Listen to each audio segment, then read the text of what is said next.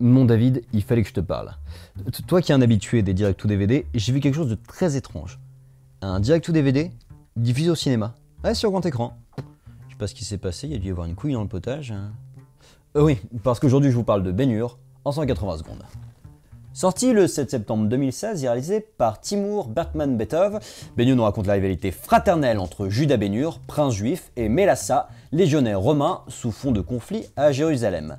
Alors comment vous dire? Faut pas faire ça. C'est pas bien. Non, c'est ce que Hollywood a de plus pauvre à nous offrir. Déjà parce que le plus gros souci du film, c'est qu'il n'y a rien de neuf. Ben Hur, c'est un récit qui s'est inspiré de nombreux autres récits bien connus, comme l'Exode, et qui a inspiré de nombreux autres récits, comme Gladiator. Donc que vous ayez vu ou pas une version précédente de Ben Hur, vous connaissez de toute façon l'histoire par cœur. Et là, il n'y a aucun parti pris pour nous la renouveler. Donc on bouffe exactement la même soupe réchauffée. Les Peplums, ça ne limite pas Ben Hur, c'est ce que Gladiator nous a prouvé, ce que Ridley Scott nous a prouvé avec Gladiator. On peut faire autre chose avec ce style-là. Et là, c'est complètement dépassé. Le récit est dépassé, complètement stéréotypé. Je trouve que c'est assez gênant à quel point le récit est mêlé de patriotisme américain religieux assez malvenu qui, moi en tout cas, m'a gêné. C'est grossier dans à peu près tout ce que ça entreprend, notamment dans sa mise en scène. Je vais vous prendre un exemple. On a par exemple le héros Judas donc, qui roule des patins à sa copine et qui couche avec. Je suis pas sûr que ça serve bien le propos, que ça serve bien l'époque. Moi, je voudrais rappeler le plan de Gladiator de Maximus qui se souvient de sa famille juste avec la main qui caresse les champs de blé. Et ça, c'est une force d'évocation que le film n'arrive jamais à atteindre. En plus, les personnages sont pas construits, on n'a aucune empathie. Et il y en a même qui font complètement contresens. Je pense à Morgan Freeman, qui est le marchand le plus sympa du monde, vraiment. À côté de ça, Ben Hur, c'est Sylvester Stallone. Il vient pour sa revanche, il prend une voix grave. Et Jack Huston, il m'a fait penser à Guillaume Gallienne, et de ma bouche, croyez-moi, c'est pas un compliment.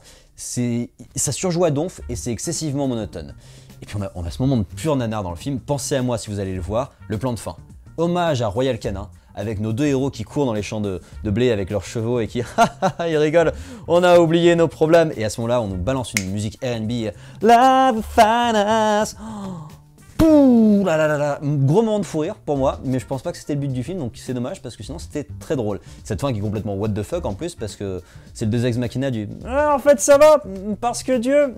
Et puis moi j'en ai marre de ce propos religieux qui est de défendre la philosophie religieuse, l'égalité entre les hommes, aime ton prochain, ça je suis tout à fait d'accord, c'est très bien, c'est une philosophie qui est partagée avec toutes les religions et toutes les philosophies un petit peu humanistes, dirons-nous, mais c'est complètement desservi et ça fait complètement contresens par le miracle de Jésus à la fin, qui nous ressort un miracle de sa poche. Du coup, on est tous égaux, mais nous quand même, on est supérieurs dans notre croyance. Eh ben super, t'as bien niqué ton propos. À côté de ça, la réal est propre, si on veut trouver des points positifs, les flics sont plutôt convaincants, et puis moi j'ai bien aimé cette phase du film où on suit en fait un conflit maritime du point de vue d'un esclave coincé dans la cale d'une galère. Ça c'est une des rares fulgurances du film. Bref, Ben Hur est un mauvais film utilisant tout ce que Hollywood a de plus pauvre à nous offrir, un remake déjà si souvent fait, une idéologie religieuse desservie par son patriotisme, et un surjeu de film d'action gênant à éviter donc. Voilà, et bien ma foi, moi ça ne m'a pas plu, je vous invite à me dire ce que vous en avez pensé, je suis peut-être passé à côté du film, mais il m'a vraiment donné l'impression d'un direct to DVD qui s'est perdu au cinéma. Je vous invite à liker, commenter, vous abonner, puis je vous donne rendez-vous sur la page YouTube de Directive Première pour d'autres critiques ciné en 180 secondes.